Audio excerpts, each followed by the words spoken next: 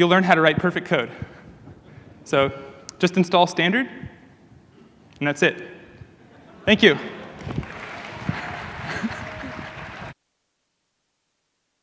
Of course, I'm kidding. So we'll be talking about how to use standard and ESLINT to catch programmer errors before they cause problems for your users. We'll discuss how to get started with linting, as well as how to improve the setup of your linter if you already have one in your code base. So I'm Feross. I work on lots of projects. Most of them are open source. And you might have heard of WebTorrent, a torrent app that works in the browser on the web, or maybe Standard.js, which will be discussed in this talk. And I spoke at JSConf Asia, actually, about WebTorrent in 2014. So I'm really honored to be back here speaking about Standard this year. So thank you. So if you know me, you know I never wear a suit. But since Standard is all about writing pretty code, code that's enterprise approved, and all dressed up for business, I figured there's no better time to try wearing a suit. So what do you guys think? Thank you. OK, so let's start. What's a linter? So a linter catches bugs. It analyzes source code to flag bugs and suspicious constructs. So suspicious constructs meaning things that may be bugs but aren't necessarily bugs. The term lint comes from a Unix utility that examined C code. And we still use it today. So what's a bug? When your code doesn't work. But that's pretty broad, right? So we should try to be more specific about the cause of code not working. That way, we can think about how to address the true cause of the bugs in our code. So let's look at the word bug as commonly used by programmers. Some people say bug is an old term for a monster. You can see this meaning still used in obscure terms like BUGBEAR, BUGABOO, or even BOOGEYMAN, which is, I guess, still sort of related to bug. But there's actually a better story for where the term bug comes from. Maybe you've heard it already. In 1947, the US Navy used this electromechanical computer, really big computer, called the Mark II to perform computations. And one day they were getting wrong results. So to fix the problem, they actually opened up the computer and found a moth stuck inside, which was causing the problem. Real story. So the operators removed it, and they pinned it on the log report. And they wrote the following description, which you can see up here. First actual case of bug being found. So some versions of this story say that Grace Hopper herself actually found the bug and then also coined the term debug at the exact same time. So to debug meant taking the bug out of the computer to get it working again. So I like this story a lot. It's a great story. But the thing is, there's actually some evidence that Thomas Edison actually used the word bug about 70 years before this story happened. But the thing is, it's such a good story that I think it just always gets retold in conference talks like this one. So I digress. So anyway, in both of these origin stories, the one about bug being a monster that comes from outside into your code and takes otherwise perfectly working code and ruins it, and then this actual bug that goes in the computer. In both of these stories, the term bug is implying that a bug is an external force that messes up your code. And the thing is, this is just not true. When's the last time that a bug in your code has actually been caused by hardware malfunction, right? There's a saying that goes, if you think you found a bug in the compiler, you probably haven't. It's just a bug in your code, right?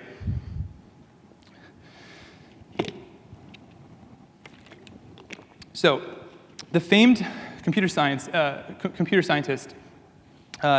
Dijkstra once spoke about how he despised the term bug, because he said it disguises where bugs in software, where software defects actually come from. He said that we could, for instance, begin with cleaning up our language by no longer calling a bug, but by calling it an error. And that's much more honest, because it squarely puts the blame where it belongs, namely with the programmer who made the error. The animistic metaphor of the bug that maliciously sneaked in while the programmer was not looking is intellectually dishonest, as it disguises that the error is the programmer's own creation. End quote. Okay, Dijkstra, so calm down. A lot of Dijkstra's talks and writings can often sound like an old man yelling at a cloud. He's a very grumpy person. But I think he's actually right about this terminology confusion. So back to ESLint. So what is the point of a linter? The point of a linter and the point of ESLint is to catch programmer errors. So let's dive into the history of linters in JS really quickly. So JSLint was the original linter. It was created by Douglas Crockford in 2002. That's 16 years ago, which I guess in JavaScript years, that's like 100 years or something. So then JSHint came out in 2010, and that was basically designed to offer a little bit more configurability and added a few more rules. And finally, we have ESLint, which came out in 2013, and that offered better ES6 support, more rules, specifically rules about code style. So that's like punctuation and things like that that don't have anything to do with correctness, as well as a flexible plugin system that let developers make their own style rules. So these three categories of things are what ESLint checks for. So the first is the most important.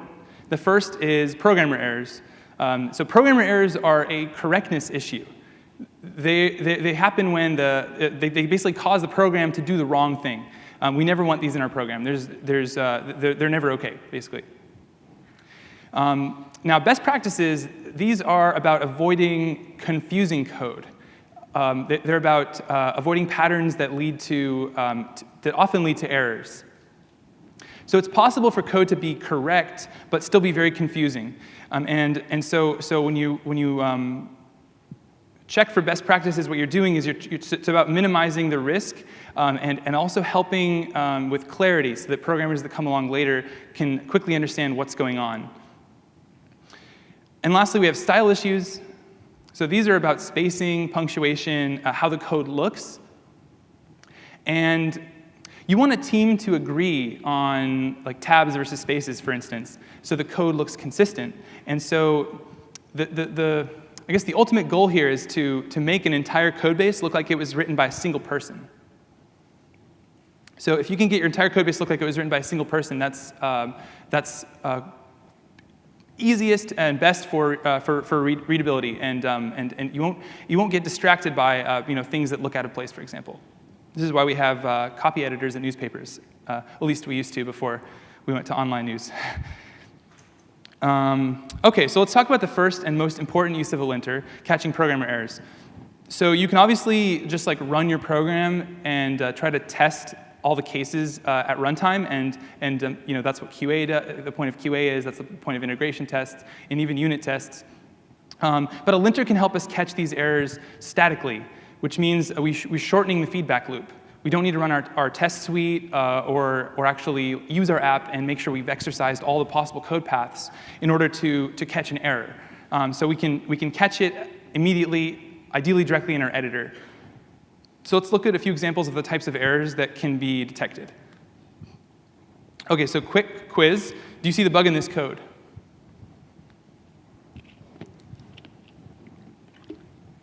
Raise your hand if you see it. OK. Not very many. Yeah, it's tricky. It's subtle. Basically, what's going on is the for loop is going in the wrong direction. The I is being decremented with each iteration of the loop. And so this will never terminate. This is an infinite loop because it's going down, and we're only going to stop when we get up to 10. So this is a kind of bug that if it's in your code base and it's not exercised in your integration tests or by your testing, your manual testing, you're going to miss it, and you're only going to discover this when this bug affects your users in production. So a for loop with a stop condition that can never be reached, such as this one, just should never be in your code base. And that's what ESLint is. It is an example of a rule that ESLint will enforce for you. Here's another one. This is another useful one. So this is a assignment that's actually happening inside this conditional. So it's actually going to always be a truthy value. We're actually not comparing the string to the property here. It's actually assigning manager string to the property and then returning the value of that whole expression is the string manager, so it's always going to be truthy. So this is an easy mistake to make, but it's very easy for a linter to detect. So this is another example of something that you'll get saved by with ESLint. Let's do a few more. So here's another one. This one here this is an example of really something that probably should have just been like a syntax error in the language, honestly. Having parameters to a function that are named exactly the same, like that's so silly that that's allowed, but it is. And so what actually happens is the second parameter that will actually shadow the preceding one. And so this is probably like a typo. In practice, this is probably a typo in your code base, or like something that happened by accident while refactoring. And so this will just, ESLint will just catch this for you. Here's one more. So this rule enforces comparing type of to valid string literals. So type of can only return one of like 5 or 6 strings. So let's just make sure that everywhere we're using type of, we're comparing it to one of those 5 or 6 strings. If we compare it to any other string than those 5 or 6, then it's always going to be false. So it's an error. This one's kind of subtle. So if you actually have a regex in your code base that uses the regex literal syntax, that's the one with the slashes, where you put your regex between the 2 slashes. That one is actually parsed, and if you have an invalid regex, that will be caught, and it'll be a syntax error. But if you have one that's a string, and you're doing a regex like this, then this is going to be caught at runtime only when this code path is executed. But we can catch this with the linter. OK, so there's dozens more of these. They're all great things to check in your code, and you can get them all, but I'm not going to go over them all, obviously. OK, so let's take a break from talking about the examples of things that can be caught, and let's talk about how you actually use ESLint, because you obviously want to use it now, right? So you make an ESLint RC file and add it to your code base. This is actually the one that Standard uses. It's over 200 lines long. So ESLint config files can be really long. They're often really long. And if you don't want to decide on each of these rules one at a time, you can extend what's called a shareable config. So by extending a shareable config, that gets you a bunch of rules that you can inherit by default. So in this case, we're inheriting from the standard rule set. There's a few other alternatives you can look at. There's one by Airbnb that's really popular, and there's another one by Google that's quite popular as well. It doesn't matter which one you choose. Just pick one and stick with it. One thing I'll say, though, is if you use an ESLint RC file in your code base, beware of rule overrides. So one disadvantage to using this file is that anyone can go in and override the rules by just adding a new line to this rules array here. And that's where standard comes in. And this is where standard really shines. So it's more than a shareable config. It's actually an entire command line program that you install and then you run directly. And it comes with the more than 200 pre-configured ESLint rules. But the thing is, it bundles them up into a single command that you can just run, or that you can add to your test suite. So this is how you would use it. I think it's the easiest way to add a linter to your project, because there's no need to set up any config files. There's no need to decide on which rules you're going to use. You just install it, and then you run it. And then it tells you whether your code passes or not. You can also add -- fix, and it will try to fix any errors that it sees. So for example, this error here with the triple equals can be actually fixed automatically in some cases, which is really nice.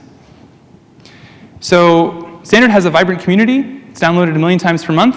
And there's editor plugins for every major editor. And it's also built into the WebStorm editor by default. And you can go into preferences to turn it on. So I don't want to make this too much of a sales pitch, but I will say that, this is just how to add it as a dev dependency. You can then just add standard to your test script and prepend it to whatever your normal node tests are, and there's nothing to configure. But the point is that you should probably be using ESLint or Standard or something like this in your code, and you probably already are. But I guess I want to go into a little bit about sort of the choices and the trade-offs for thinking about what to use. So using ESLint directly is a totally valid choice, and it's something that some of the projects I've worked on do. But there's just a few gotchas that you should be aware of if you do this. So the first one is bike shedding. So some teammates will propose rule changes to suit their own personal coding style. And now your team has to debate the pros and the cons of like tabs versus spaces or whatever in your issue tracker. So this can take like days or weeks. And the thing is, like, the less important a topic is, the more subjective it is, the more opinions people have. And it's so easy to have an opinion when the issue is like insignificant, it doesn't matter.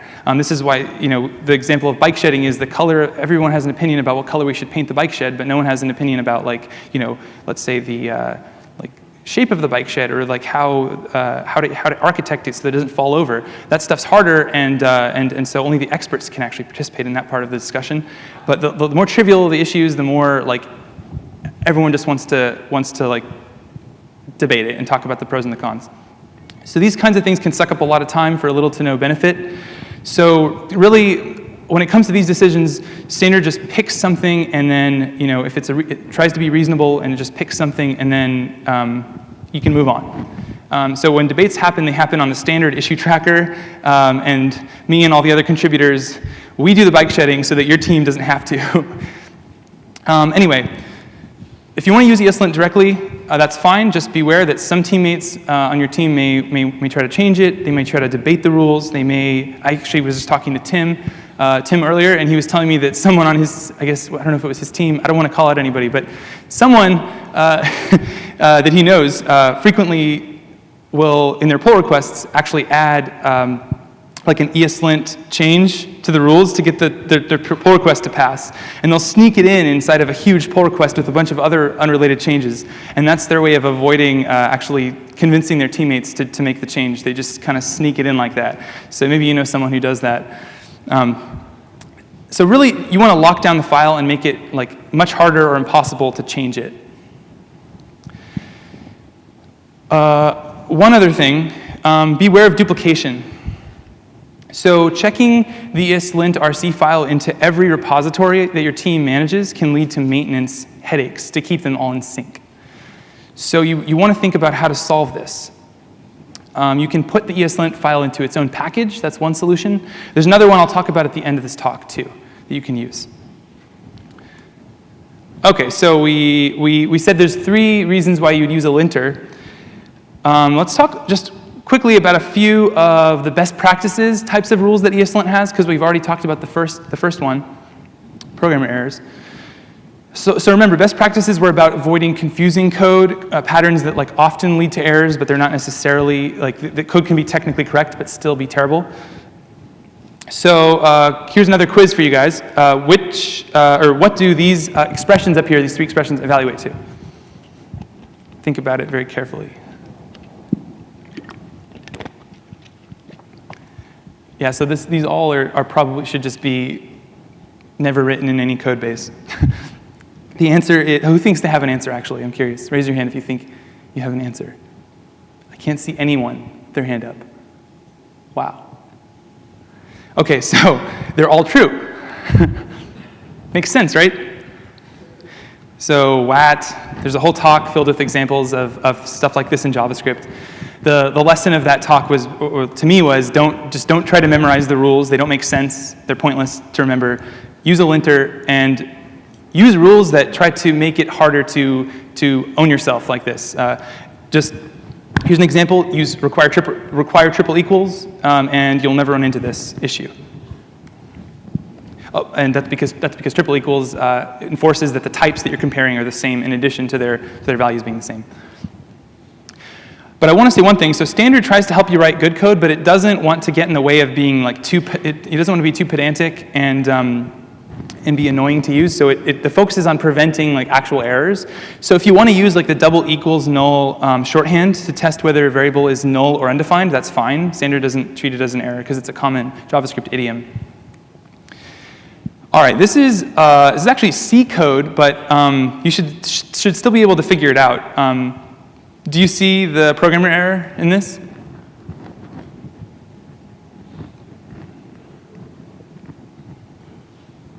Yeah, so this actually comes from Apple's SSL implementation.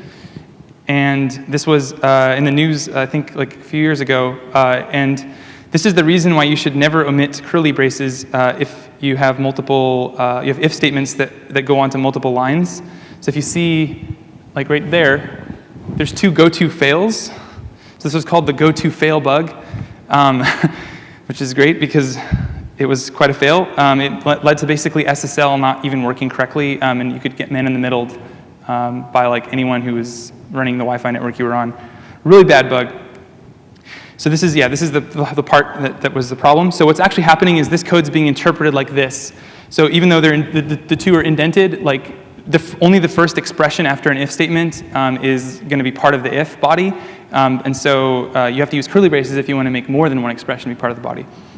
So like we can require curly brace conventions and prevent things like this from getting into our code base. So this will like hopefully reduce bugs in your code. But again, standard's pragmatic, so it doesn't want to get in the way if there's a common community pattern that doesn't introduce significant risk. So omitting curly braces for single line if statements is allowed in standard. So you can see the first line is pretty clear, unlikely to lead to issues. It's just when you put it on the next line without curly braces, that's when it starts to get dangerous. That's when you start to get this kind of thing where someone will come in and add a second go-to and think that it's going to work. Okay, so just some final tips before we conclude here. So if you don't want to use standard, that's fine. If you want to use ESLint directly because your team has its own style, too much work to change, blah, blah, blah, that's great, that's fine. I just recommend one thing. Consider wrapping your ESLint rules into a package, and that way all of your repositories can depend on that package. And you also raise the barrier a little bit to having people just go in and change it whenever they want. And you make it harder for there to be like wasted time and debates about style things. Also, you consider providing a command line program so that you can just install it and add it directly to your npm test script field. And if you want to do that, there's a really great package for this called Standard Engine. This is what actually powers standard itself. So with Standard Engine, you just point it to your ESLint rules, and then it will give you a binary, like a command line program you can just run that'll run the checker, and it's not configurable at all. So you've kind of encapsulated your rules and made them unconfigurable. And it's probably worth mentioning Prettier here, because Prettier has gotten a lot more popular in the last year. So what about Prettier? What do I think about Prettier? So Prettier is great. It formats your code to have a consistent style. It's kind of like Go format, but for JavaScript. The thing is, though, that out of these three things that ESLint checks for, Prettier is only handling the last one. It's handling style. So it's not going to check for potential bugs or for like actual bugs in your code. It's just gonna read in your code, make an AST, and then output your code, and then it'll look nice. So you still need a linter, in my opinion, and I think that's it's fine because Prettier and ESLint work great together.